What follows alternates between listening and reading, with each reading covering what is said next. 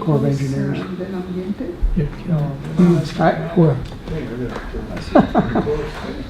don't know if you ever heard, I was on that meeting one year. Did you ever hear that terminology? I was one of those. So you're on the military side. Here we go. Yeah, Welcome, everybody. Please join me in the pledge of the flag. Ready, begin. I pledge allegiance to the flag of the United States of America and to the republic for which it stands, one nation, under God, indivisible, with liberty and justice for all. That's why you were Everybody got their mics on? graduated in college in 1970. And I was in the Okay, it looks like everybody's here but Mr. Word, our president, so I am going to be running the meeting today. He's over in Rome enjoying a nice European trip. So the first thing on our agenda is public comments on items not on the agenda. Anybody have any comments on items on the agenda? Seeing none, we'll move on to general manager's comments. Just a few things. We did have our first water security tour today. It was well received. My voice is a little hoarse, talking way too much. And we also have Chris Collier, our from Rincon Strategies, here today. I'd like to request to move his item is absolutely last on the agenda before information items. I'd request to move that up maybe after accounts payable. He can give us a quick update on what's been going on PR-wise. That's number 14? Yeah, number 14. You can move that up to just after number 7. Okay. Thank you. Other than that, we also just put out our first newsletter for not the first one of the year, but it's been quite a few months since we put a newsletter out. Number of different articles on here. Headlining is the water security webpage. We've had a very good response from folks on that. I've directed dozens of people to that, and they seem to be getting some answers there they've been asking for, they've been wanting. So I think that was one of the things we wanted to highlight in the newsletter for everybody to see. And then a good article on operations and maintenance, our operations and maintenance crew, interview with Mike Shields, our operations manager. Good information there. In the center, a drought boot camp article, really good, that I think we published before. So this should be in the mailbox here this week. We expect by Friday, so everybody should have that. And we're getting ready to put together the next letter. We've got most of the articles written for that and have that out here toward the end of the year. Is this a term of art, fussy plants? Yeah? Or science? Which is it? That's fuzzy. Okay, thanks, Mike. You betcha. Any board member comments? I have one. They had a really nice plaque dedication for Pat Weinberger last Saturday. Actually, yeah, it was Sunday. I'm still on the wrong day. It was at the Y. I never knew that there were plaques there or little memorial things that look like about a 4x4, but they're either steel or concrete for people in Ojai that have lost a child. And it's really impressive that it's across the street, not where the rotary part is, but on the other, directly across from the bonds there, right on that corner. And where they put her plaque is on a big boulder. It already had one plaque on there. I can't remember who the front one was for. Firefighters. The firefighters, okay, that's who it was. And then Pat's is on the side facing that way. It was pretty well attended. There's probably 50 people there, and it was really a nice thing. That's about all I have. So we'll move right on. Verbal reports on meetings attended. I have one on the Upper Ventura River GSA.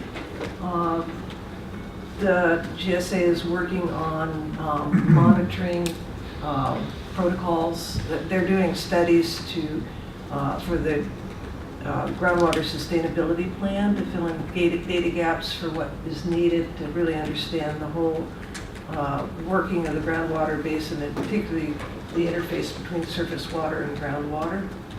And so they're really working hard to have it scientifically valid and very well controlled. So they're adopting data quality controls as well as data protocols. The big thing is that, we have a grant from the Department of Water Resources for funding a great deal of the work that has to go on for the groundwater sustainability plan.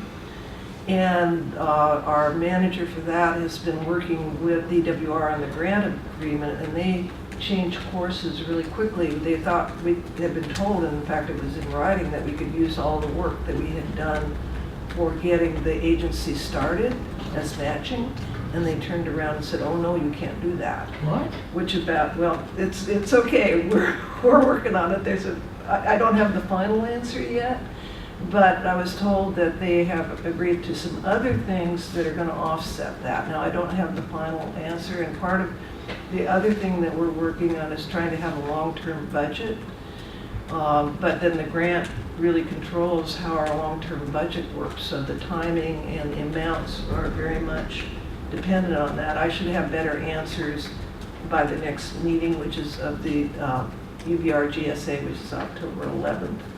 So we're getting that straightened out, and from what I've heard, the heart stopper that we had is being fixed so that it actually may turn out even a little bit better, I hope. We're working on, we have a consultant to do fees to go through the process. You don't have to do 218 for this particular thing, but you do have to have kind of backup technical know-how to try to get extraction fees. And we're working on that, and that goes along with the budget as well. So that's about it. Yeah, I just wanted to say, Mike alluded to it a few ago, but we had the tour, the public tour today of the facilities, the water security plan, et cetera. Visited the treatment plant with a group of approximately, what, about 15, did you say? Mm-hmm. Right. You know, various, public officials and the public, as well as, people at Chautauqua, et cetera. And overall, it was a very, very good, informative tour. Mike did a fantastic job. Started off over there at the treatment plant, like I said, went by the fish ladder. And I think by the questions that were asked, and with staff giving some great, responses, and and different type of discussion on items, I think the public came away from that, and maybe Andy, you could attest to it, a little bit more informed as to what's going on out there in the field, what's going on with the the various facilities. We ended up visiting the pumping facility off of Grand, that we took over from Golden State, and I think it was a very good, comprehensive tour in and of itself. So, great job. I know that other directors will probably be attending those. I encourage you guys to go with the groups. It adds to the discussion, it adds to the information exchange too. So, thanks, Mark. Thanks to staff too. Thanks for the report. I decided to not go since they said that it was limited for the people who wanted to attend, and I've seen it for years, so I didn't attend, but maybe I will next time. Yeah, they had a big bus. At first I thought we were going to head off to the Tree Master Casino by the type of bus that they got here, but that didn't happen. Well, next time maybe. I do have one, Bill. Thank you. Go ahead. On Wednesday the 19th, a week ago, I attended the Carpinteria Valley Water District for a meeting about their basin boundary modification change. The Carpinteria Basin had a little glitch. They were prioritized by the Department of Water Resources as very low, and the district itself corrected the the Sustainable Groundwater Management Act staff of the mistake that they made, and now they're going to have to do a full basin boundary modification. They establish a groundwater sustainability agency, and eventually develop a groundwater sustainability plan. Mike couldn't go, so he asked me to go up there and have a Casitas presence, because part of the basin is south and east of Rincon Creek, which puts it into our district. However, the geologic formations up there are not really conducive to great water. We don't have any any wells up there. So I did go over the map. The map is basically moving the existing boundary that is resident in Bulletin 118 for the Department of Water Resources out of any part of the bedrock and being defined perfectly by the alluvial nature of the basin, which is, of course, exactly what the Sustainable Groundwater Management Act asks for. So, Casitas was up there. We monitored everything. I did let them know that I would get a letter of support for their effort onto the Water Resources Committee meeting, which was held yesterday. And unfortunately, the letter didn't get passed up here to the full board, but we still have 30 days past the 28th to post it on the Sigma board for their basin boundary modification. So that will be coming to you for review and approval on the 10th of October. I attended the Ronald Reagan Library annual AWA banquet, and probably the best one I've ever seen in 30 years. It was just very, very informative. They had two speakers. One was Ronald Reagan's advance man. He was actually the guy that set up the meeting in Berlin where Reagan said, "Mr. Gorbachev, tear down this wall." And the guy he's an admiral, and his dad was a Top Gun, and a big guy and a good speaker. And he just told some really, really funny stories about Ronald Reagan and what a guy he was. And it was just really informative. The second one was a Berkeley professor, and I never thought I'd hear a Berkeley professor say that it looks like the future of water in California is going to be desal. I mean, that was pretty amazing to me. He went through each one, and he got the desal, and he goes, "This is the one we're getting close to being economically viable." Anyway, it was a very interesting, like I say, the best one I've ever attended. The only problem was, I told my wife we live out at Seacliff, which is 9 miles north of Ventura, and I said, we better allow an hour to get down there. You know, it's 5 o'clock, you know, we're it took us an hour and 40 minutes. And most of the traffic was on 23. As you get off the 101 and turn to go towards the Reagan Library, that was like a parking lot. I guess at 5 o'clock it's like that this was Thursday. It wasn't like it was Friday. You know, you might think it would be that bad, but it took us 40 minutes to get home. So the hour was right, but it was just not quite enough. Were you late for dinner? Yeah, very late. Well, that's too bad, because I had a wanted few to find things. out about the appetizers. Come on. The ones I saw were pretty good, but they were mostly gone by the time we got there. Okay, let's move on. I think that's it. Let's move on to the consent agenda. What's your pleasure? Move to approve. Second. Okay, would you call the roll? Mr. Bagley? Yes. Mr. Kaiser? Yes. Ms. Bergen? Yes. Mr. Ricks? Yes. Okay, we're going to jump up to number 14, which is an update by Rincon Strategies on the Public Relations Action Plan. Chris? So I've just got a few slides. Good afternoon, board members. Been here all day. We had our first tour today, and just wanted to give you. I have a clicker. All right, just wanted to give you a quick overview of that and some statistics. I've been so backing up when Mr. Wickstrom retired. Mr. Flood and I got together pretty much the first or second day he was acting interim, and went through the plan and set up a reporting in. And so we've been touching base once a week, scheduled, and probably 2-3 times a week on the regular, just getting ready for some of these things. Where we are on progress, the stakeholder tours are underway. We had 15 people on this tour. We have another tour scheduled. We'll talk about that in a minute. The newsletter went out with a water security article. Social media program has continued. I'll have some additional statistics that continues to be good news on that. And then some things we're working on. Coming up next, the next tour, we have 2 more tours actually. One for our stakeholders, which is mostly elected officials and people from different organizations, including media and community groups. And then one that's open to the general public. And general public, we only have one scheduled. We weren't sure if we were going to do more than one. We'll kind of see what demand is like for that and play it by ear. But that's going to be on a Saturday so that people can make it. The press and social media upcoming, once the meetings in this room are broadcast on the internet, we're going to make sure that there's a press release that goes out and has the appropriate social media so that people know that people asked that these meetings were videoed and that the board followed through on making sure that happened and that it's live, so that there's an awareness around that. I think that's important.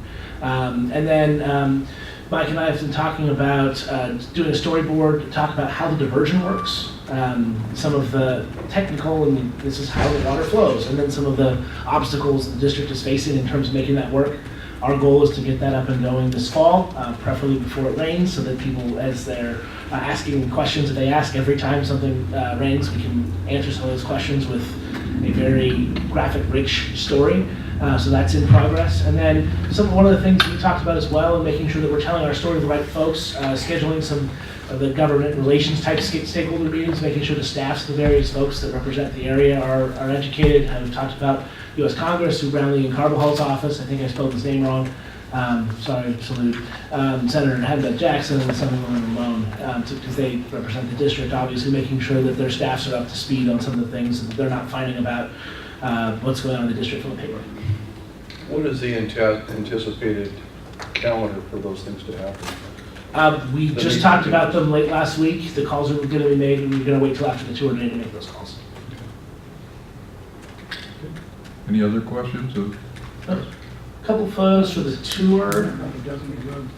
There's our group. The one listed at the top of the dam.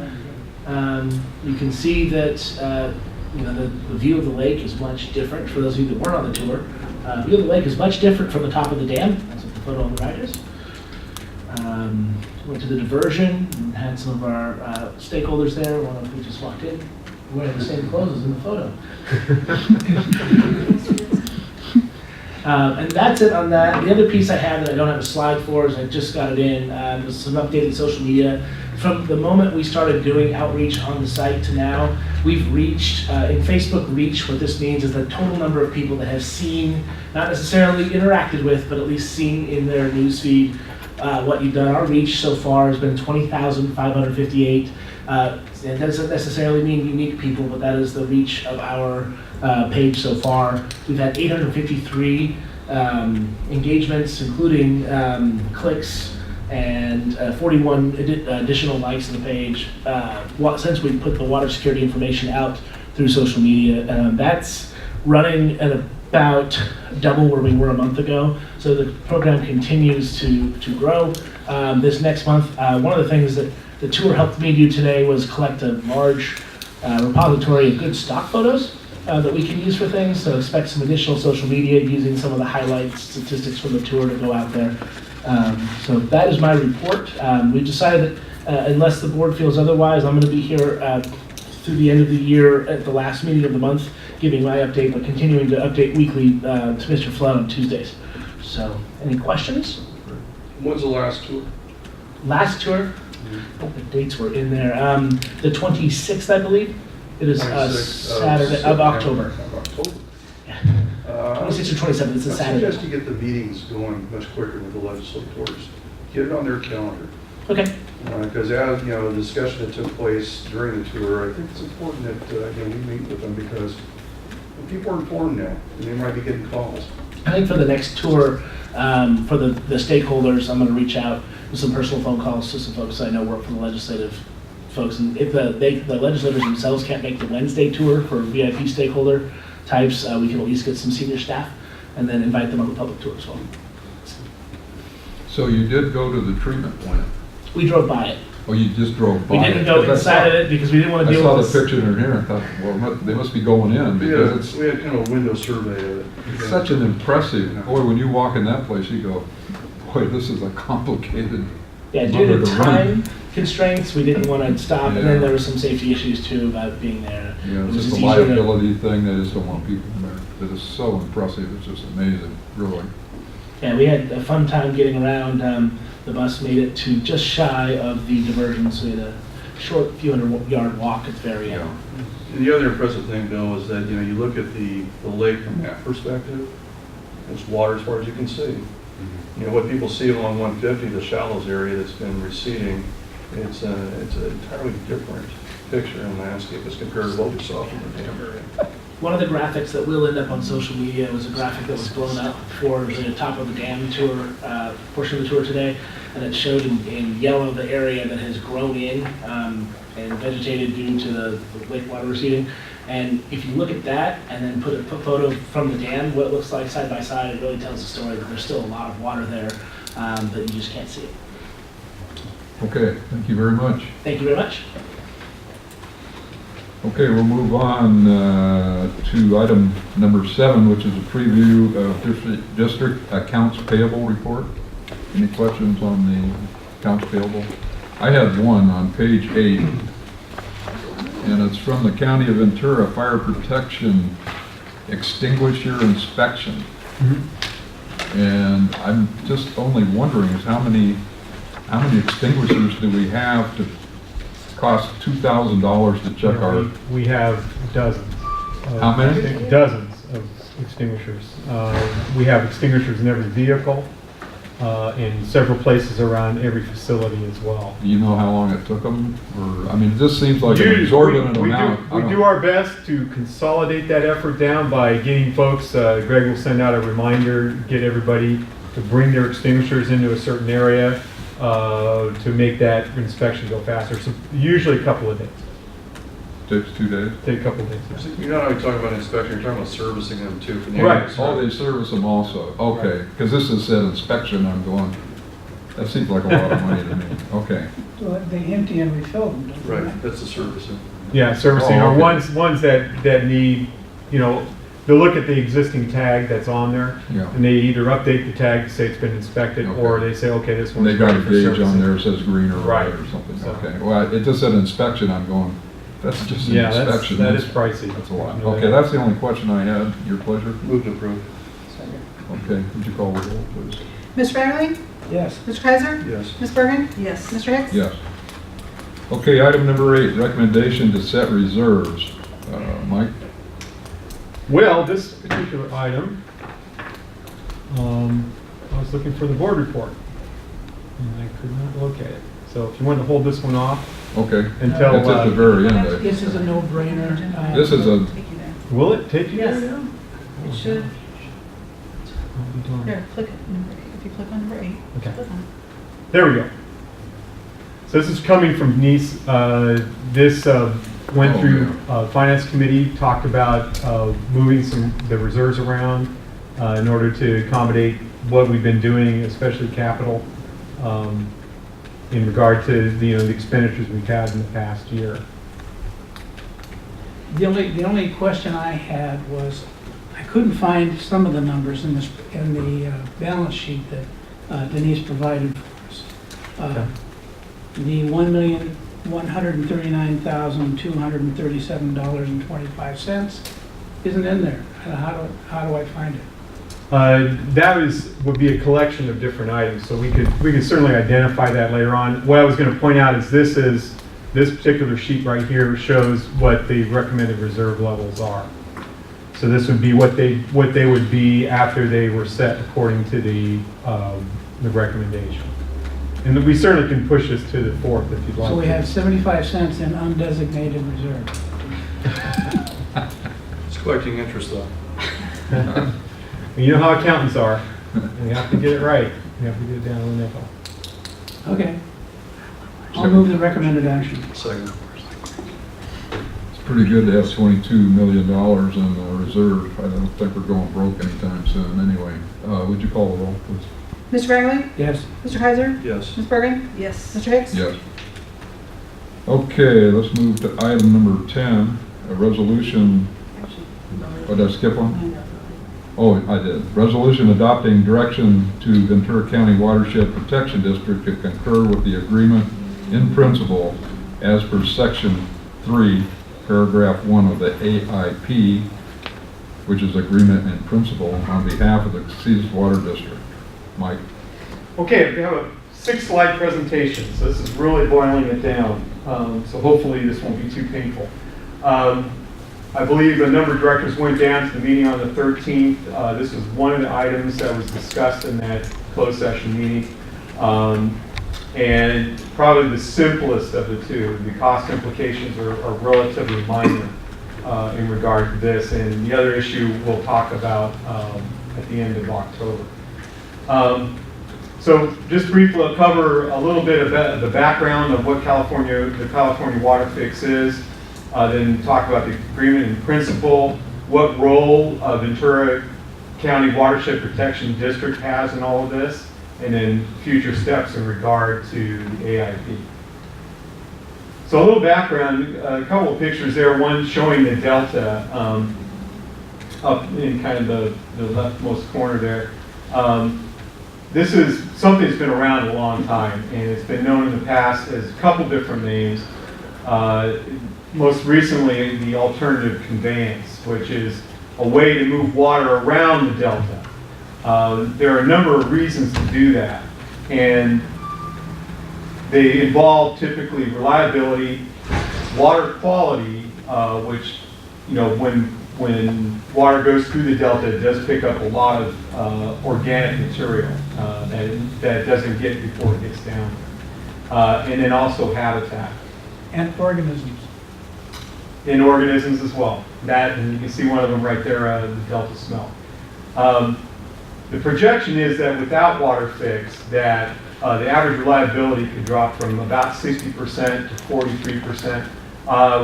We heard a number of 48% last time, but 43 is the number I've heard more than just about anything. They bounce around a lot. So what would that mean in the district?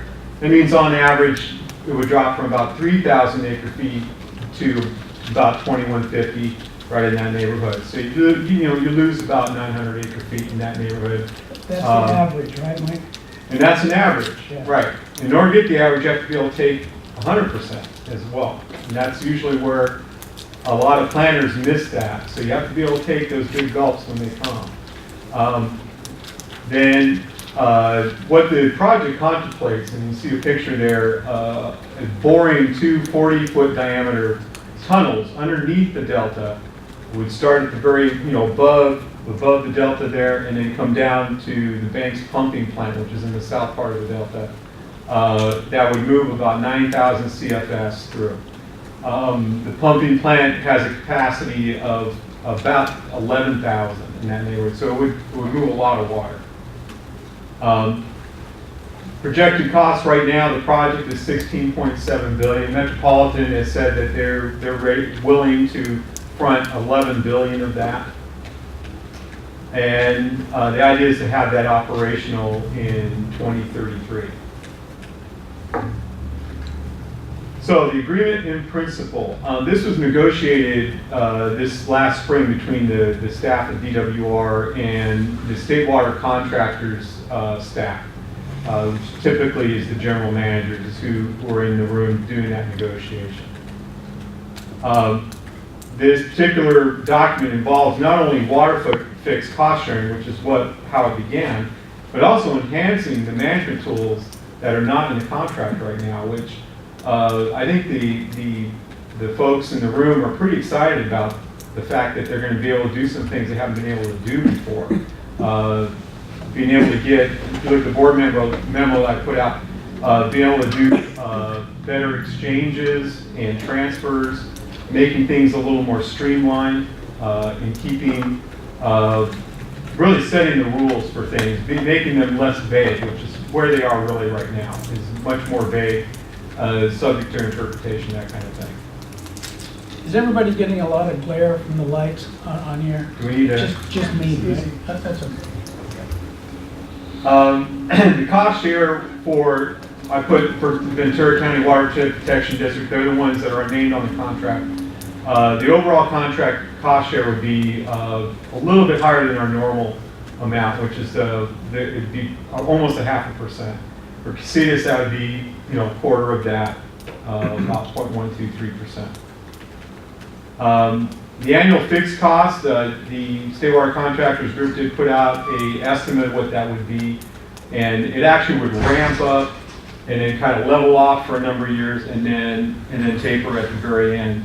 But on average, you'd be looking at, for the whole contract, $4 million a year additional, and for Casitas, that'd be about $1 million. So that would probably double what our commitment is right now. For how long? That would go until 28, 50 years. 50 years. Is this going to be added to the tax roll, or is it coming out of rates? I'd recommend the tax roll. That's how we do it now. That's what I recommend. Is that how it's going to be? It'd be up to the board to decide that. Individual boards are going to be able to determine that? You'd think they'd make them all the same. Yeah. You currently, this board makes a decision every year to set that tax rate, and that's how you collect it right now, is through that tax rate. This will be, depending, City of Ventura actually collects that same thing through rates. This area does it through, Casitas does it through taxes. And a good thing about taxes is the fact that it's not dependent on folks taking water. So it means all the property owners within our wholesale customers are going to pay the costs related to this. That was based on this 1962 vote that everybody in the state voted on. Right, okay, if you're asking, is this a pre-Prop 13? Yes, this is. The alternative conveyance was always considered part of the project. So this would not go to a vote of the people. That's the way it's conceived right now. So this is going to be something that is done, and then the individual bodies that are paying the cost would make up their mind how they want to charge for it. And if we really want to know the history of the State Water Project, please read The Cadillac Desert by Mark Reisner. And so, as far as this is concerned, right now, the only thing that needs to be done is concurrence for CEQA. You'll look in the resolution, you kind of spell out in there what our commitment is to direct concurrence and for the DWR to move forward with the CEQA part of this project. And again, how does Ventura County, I got it backwards, the Watershed Protection District, what is their role? They're actually recognized as the named contract holder, so that's who the DWR wants to deal with as far as any contractual agreements or commitments that are made.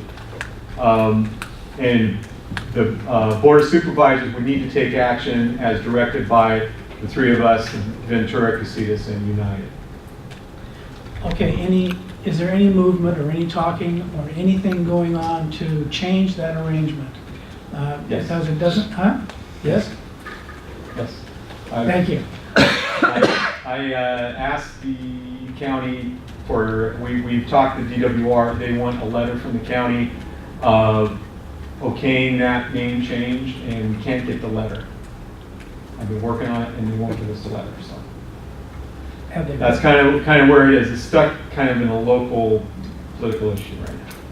So that's where we are.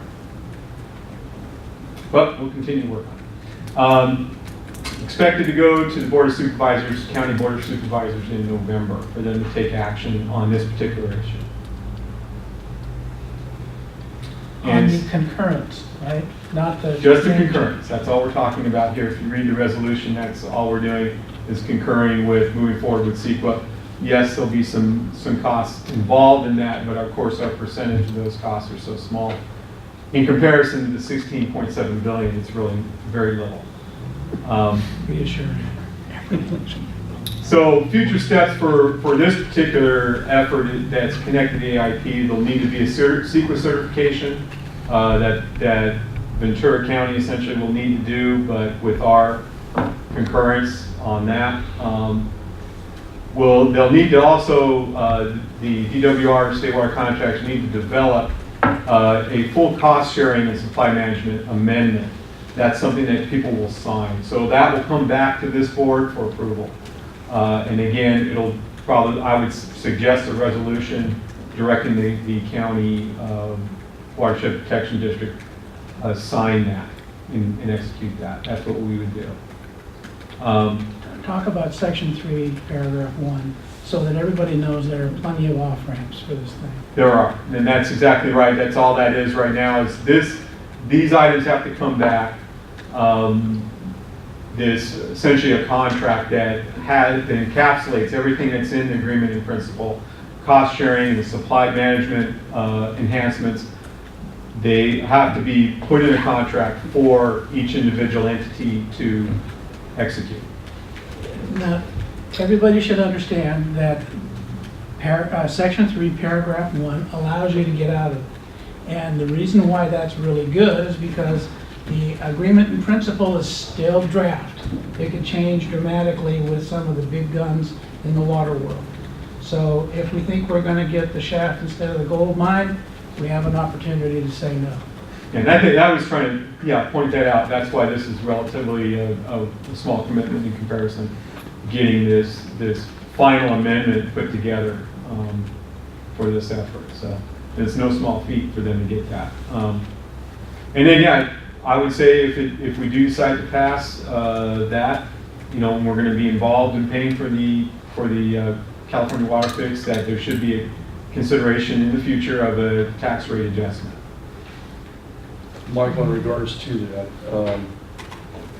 what would be just a ballpark projection of what that would cost for the average homeowner in our district? This is just what I've heard anecdotally, that somebody has a yearly bill that's connected to the district and this issue of about $15 a year. So that would take that commitment from 15 to 30, in all likelihood, maybe a little more than that. We'll certainly, as we narrow things down and the cost in all likelihood of the fix expand a bit, we'll have a better idea of where that is and have a detailed estimate on what it could cost each of our homeowners as far as what our tax rate will change to. The tax roll right now is really so small, you almost can't read it on your tax bill. I have to say, last agency I worked for, they did 7 cents per hundred of assessed value of land and improvements. I got probably a dozen phone calls a year when those bills came out. I never have had a phone call here. It's only been a year now, 18 months, but I've never had anybody call and question the taxes that they're paying to the district. So It's so small, they skip right over it. Yeah. Plus, we don't have the dam thing on there anymore either, that helps. Mike, just out of curiosity, what happens if somebody pulls out, decides not that we're going to do this? Like Kern County. Yeah, what happens then? That's one of the reasons that our cost sharing is different than what it normally is, because Kern County is not in this. Kern County Water Agency always has had problems with convincing their members that their investment in the State Water Project is a good investment. I believe they've got a handful, we heard something like maybe 14 of their members that are excited about this process and may find a way to participate. But Kern County Water Agency has always been one that has difficulty, extreme difficulty with dealing with these kind of costs. Do you lose your allocation? If you're not in it, if you decide not to do this, you would have a reduction in your reliability. You don't lose your allocation per se. But if, say, there was a problem in the delta, like picture back here shows, this was in 2004. Over there on the kind of the far right was a failure in one of the levees, and nobody, at least at the time, I haven't looked, they've figured it out since, why that happened. The levee blew out, and that causes mixing of fresh and salt water together. Not a good thing.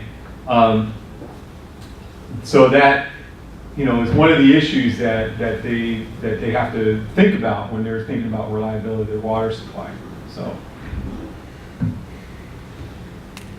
What's your pleasure? I'll hold my nose and vote for it. I'll second. Would you call the roll, please? Yes. Mr. Batterly? Yes. Mr. Kaiser? Yes. Ms. Bergen? So much Yes. enthusiasm. Mr. Hicks? Yes. Mike, I am a little, there were many problems that were they told us in that closed session hearing And I guess I can't talk about them. Yeah. You can. We will talk about the finance JPA in closed session in the next month, and that is Interesting. yes.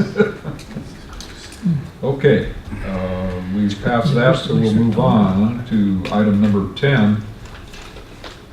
A resolution adopting the notice of exemption and awarding a contract to Evans Excavating in the amount of $101,550 to construct the timber cutoff wall repairs. I'll move the recommended action. Does everybody know where that is? I guess they do. Yeah. Yeah, Okay. 40. Yeah. Second. Any more discussion? No? Does everybody want to hear about it? Have you been, if you went on the tour, you did go to the Robles Diversion Facility. From the big gates with the dragon teeth all the way east is the timber cutoff wall. That's what holds back the river while it's directed into the fish passage facility and also otherwise sending water downstream. So we're still gonna do a high-speed bypass when we tear down the Tillahaw? Sure. Okay. It seems kind of like double effort here to me. No, this is just strengthening the existing wall so that it doesn't collapse. Yeah, it was damaged in the fire, and we're actually getting Some FEMA money. 75% of the cost is Oh, that's covered by good. FEMA. I Okay. did have a question. Yeah, Peter. Mike, since we're probably going to be in there to some degree with some heavy equipment doing that, any chance we can get in there and clean out that forebay a little bit more so we don't have the debris load coming through? Well, with water running, it becomes difficult because there is water still in the area. That area is probably dried out pretty good in some parts, but when you try to get in there with machinery when it's even damp, it's like a mud bog. So I'm just trying to figure out a way that we can get all that done at the same time, just Right. for efficiency's sake, get the tulies out of the canal and everything else. too. I agree with you on that. There's still water in the river at Camino Cielo. You can go up there and have a nice time looking at water. Did you call the roll? I have not yet. Okay, would you Yeah. call the roll, please? Yes. Mr. Riley? Yes. Mr. Kaiser? Yes. Ms. Bergen? Yes. Mr. Hicks? Yes. Okay, item number 11, a recommended authorization for the general manager to sign the task order for professional engineering services with HDR Inc. in the not to exceed amount of $24,700 for Solomar Beach corrosion investigation. Move to approve. I have one question, or Sure. one thing I'd like to ask. Absolutely. And that's if you're going to be dealing with corrosion, please check the MSDS sheets for everything that you're using and make sure you don't have any hex sticks in, Okay. okay? Absolutely. This is a service line that is heavily corroded.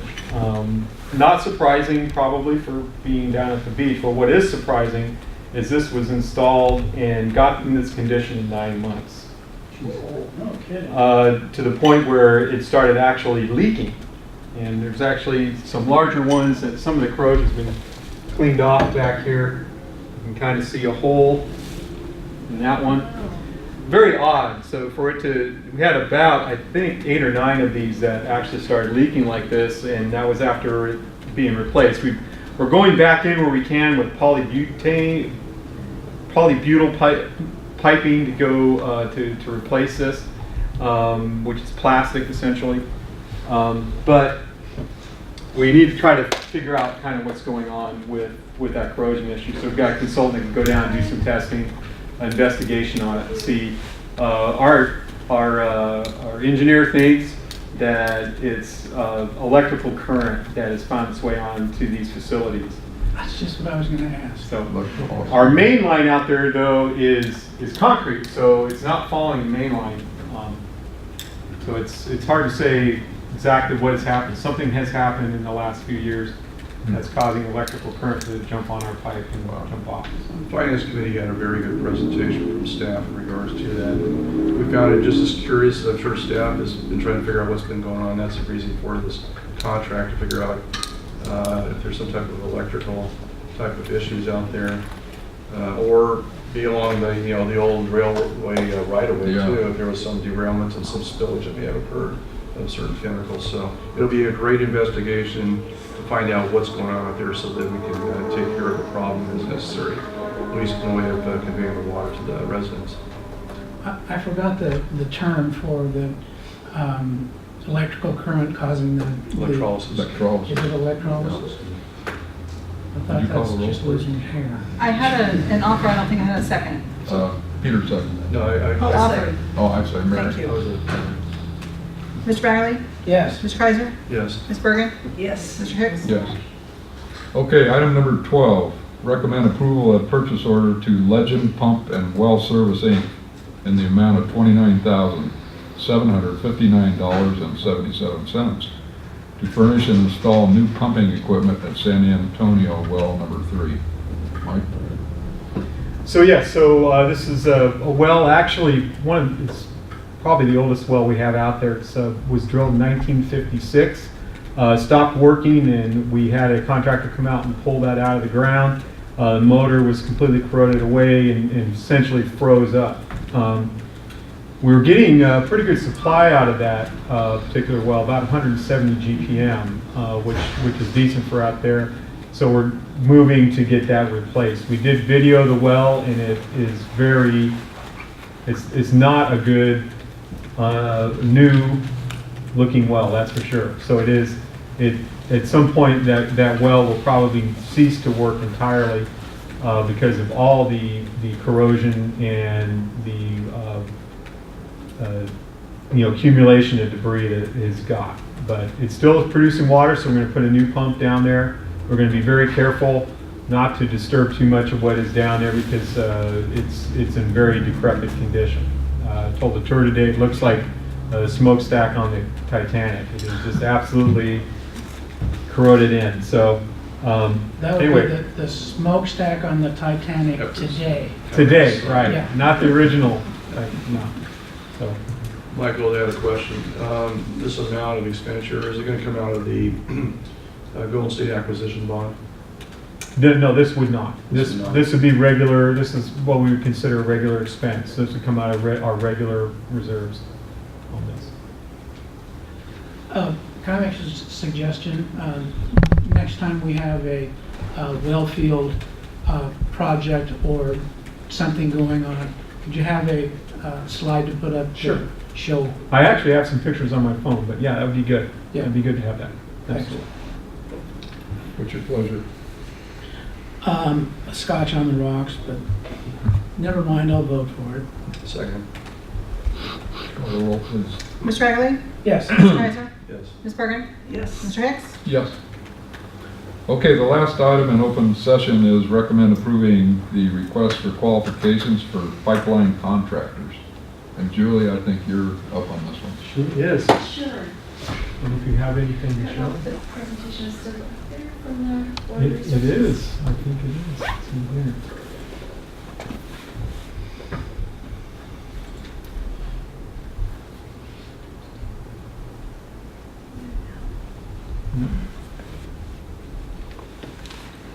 Is the second one from the top? This one? I Oh, can't second read one from from the there. top. I think it might be over here. Okay. Engagement plan? Nope. I think it might have been in that folder that you had. It was, okay. The second one from the top, Water Resources Committee? Oh, no, that was yesterday. Where did we do this at? The previous We did this at finance. finance, okay. Well, I can talk you through it without the benefit of any visual aids. So typically for public contracts code, we send out the notice inviting bids and we get bids from contractors and we take the lowest responsible bid. That's how we typically award construction contracts. The state legislature authorized in 1909 pre-qualification of contractors for either a specific project or a specific time period. Who are going to apply? They will have to submit their qualifications in a package that I attached for you. It's basically a questionnaire, and they provide supplemental information about their financial background, their safety record, their criminal and civil litigation history, contact information from recently completed projects, their insurance and bonding capacity. There's a whole list of questions that you see in the attachment. That allows us to rate and rank contractors with specific scoring criteria, and there's a threshold which they have to meet in order to qualify to be on our pre-qualified contractors list. Those are the ones who will be allowed to bid on pipeline projects, which we anticipate there will be many. And this will be for calendar year 2019. So we're starting the process now. And there was a time frame in there for when I'll have a pre-qualification meeting here to kind of talk through all the projects and what we expect them to submit, the types of projects that we're planning to release for bid over the coming year, and answer their questions. They'll have to submit qualifications for not only open cut trenching type pipeline projects, but there might be pipe bursting or other trenchless methods. We want to see the information on their subcontractors who might provide traffic control or some of those trenchless technologies or hot tapping. We'll basically have a way to qualitatively assess contractors rather than just taking the lowest bidder. Julie, is this something that they have to do for each project, or can they have just one set of? Once they're on the list, this will be used for pipeline projects for calendar year 2019 only.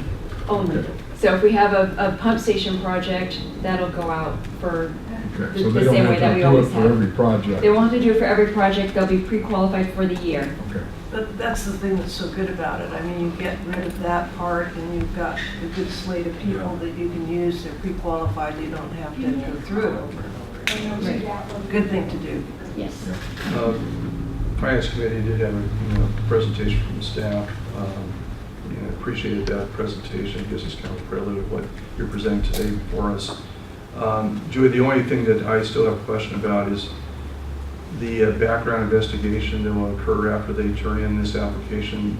Who's going to be doing that, just to verify that all the yeses and nos are truthful? We will verify that. They also have to sign at the bottom that they understand that they're committing perjury if any of this information is false.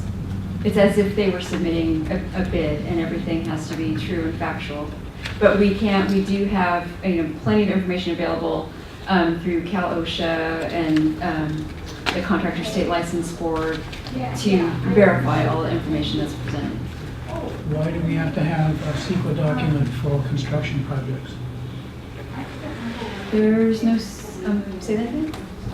It says initially, initial study mitigated negative declaration in compliance with CEQA is being prepared for the Ohio water system improvements that is scheduled to be complete in early 2019. Yeah, so on a parallel track, we're doing the pre-qualification of contractors, the design of the improvements for the Ohio water system, and an initial study mitigated neg deck for the improvements we're making for the Ohio water system.